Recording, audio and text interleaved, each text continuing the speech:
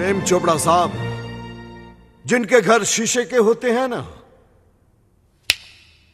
वो बेसमेंट में कपड़े बदलते हैं।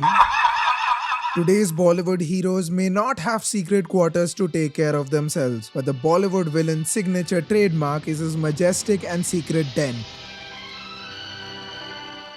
from which he carries out his usual corrupt operations. In this video, we'll be looking at several Bollywood villain dens, and ones which turn out to be winners and losers in the scope of the Bollywood masala. At first, we have Crime Master Gogo, who makes the list thanks to his branding and charisma. Crime Master Gogo, आंखें निकालकर गोटी खेलूंगा गोटी. Hands up! A man who always introduces himself as Mogambo's nephew, Crime Master Gogo isn't the greatest keeper of secrets, and the same goes for his den. To start with, the stairs around this den don't support Gogo's height, as a result of which he has to rely on the support of his captors to descend them properly. At first glance, the den itself is extremely spacious to support the needs of both its prisoners and henchmen, and it is no wonder that the henchmen are attuned to be very hospitable to Amar and Prem when they enter the den. क्या नमस्ते नमस्ते दावत पे आयो क्या? Unfortunately, the natural warmth and intimacy created in this den doesn't support the purpose of a crime establishment. Thanks to not having a very menacing ambience, the heroes of Andaz Apna Apna are much too easily carried away, giving Gogo a humiliating non-consensual chumpy in his own den. As a result of this, Crime Master Gogo turns out to be in the loser category, who'd rather use his space to play goatee with friends.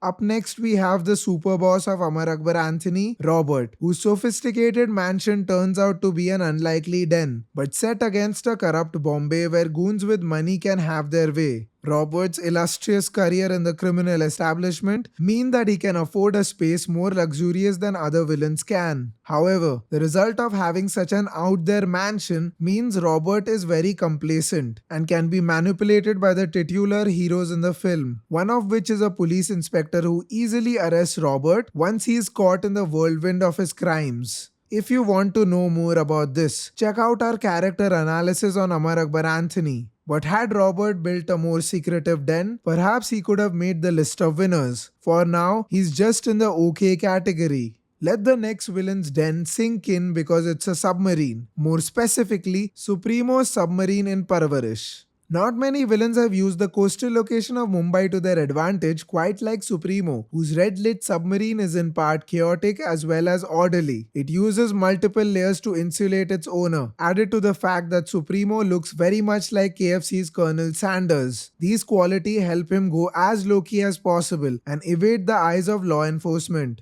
The two heroes of our film, however, ultimately show how vulnerable the engine of the submarine is. So even though Supremo turns out to be more cunning than Robert and more esoteric than Gogo, his submarine unfortunately ends up drowning its hopes to be a winner, landing in the good category. And while Supremo went off the coast of the city to hide, Shakal's den is located in a remote island far away from the city's coast. Set up with way more elaborate architecture and panache, Shakal's den in Shaan is probably one of the most sophisticated and well-utilized sights to behold in all of Bollywood. Thanks to the den's productive use of crocodiles, wild dogs, and other fatal elements available to it in the island, the space turns out to be extremely dangerous for any traitor or captor trying to escape. As a den that manages to intimidate and trap anyone who makes the mistake of escaping it, it is a certain addition to the winners category. When it comes to the next entrant, Deendayal's mansion from Kalicharan unfortunately doesn't do much to make its lion a great villain, but it is very easily penetrable and doubles in weakness the more complacent its villain becomes. Being a classic example of proving how simply adding some colored buttons and graphs in your background does not actually make your space a good den, this addition to the list falls in the bad category. The final entrant to this list is also the most iconic. The ostentatious Mogambo's den, located in caves far away from the country, is meant to show off its antagonist as if he was a Hitler-like villain. The den manages to become both a palace as well as an operating headquarters for its villain, serving the purpose of his imperial ambitions to usurp the resources of India. As a result, except some red light, Mogambo's weapons and devices are meant to please his ego instead of serving too many practical ends within this den, ultimately becoming important elements that betray Mogambo's own identity. For this reason, Mogambo's quarters go into the OK category that mesmerize us but have little success rate for its owner's ambitions.